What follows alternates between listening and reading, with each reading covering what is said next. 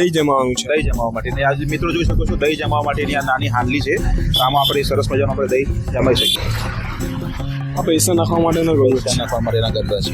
Okay, પછી આ જે પેલું ગુગળના ધૂપ જેવું છે આરતીમાં જે આ વપરાય છે. મોસ્ટ ઓફ આરતીમાં વપરાય છે. હા, આ નાના દીવા છે. આ અમે ઘરે જ પેઇન્ટ કરીએ છીએ. ઓકે, તો આ જોઈ શકો છો મિત્રો, આ મોટા દીવા છે. આ મોટા દિવાલ છે. આ મોટા દિવાલ બી આપ જોઈ શકો છો.